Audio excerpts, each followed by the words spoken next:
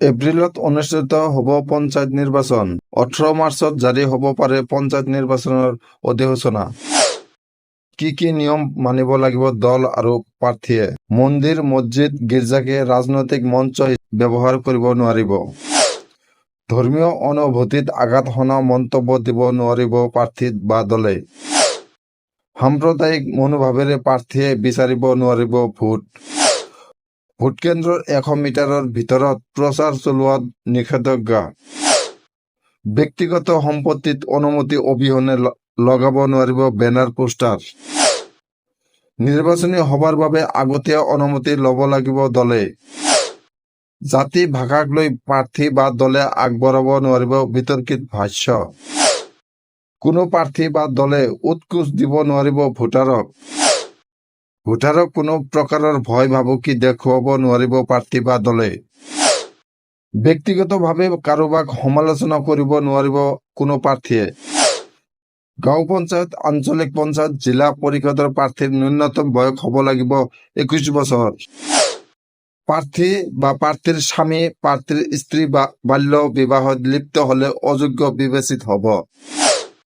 গাঁও পঞ্চায়তৰ সদস্য পদৰ বাবে মেট্ৰিক বা সমানুপাতিক পৰীক্ষাত উত্তীৰ্ণ হ'ব লাগিব।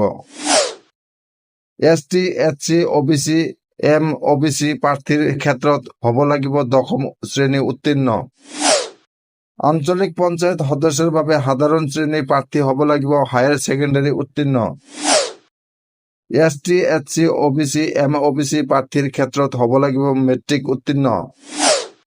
জিলা পৰিষদৰ সদস্যৰ বাবে সাধাৰণ শ্ৰেণীৰ প্ৰাৰ্থী হ'ব লাগিব HS উত্তীৰ্ণ। ST, SC, OBC, MOBC প্ৰাৰ্থীৰ ক্ষেত্ৰত হ'ব লাগিব মেট্ৰিক উত্তীৰ্ণ। 19-3-2018 আগত দুটাতকৈ অধিক সন্তান থকাসকলে প্ৰতিদ্বন্দ্বিতা কৰিব পাৰিব। 19-3-2018 পিছত দুটাতকৈ অধিক থকাসকলে প্ৰতিদ্বন্দ্বিতা কৰিব নোৱাৰিব। দ্বিতীয় সন্তান, যমজ সন্তান হলে প্ৰাৰ্থী অযোগ্য বিবেচিত নহ'ব।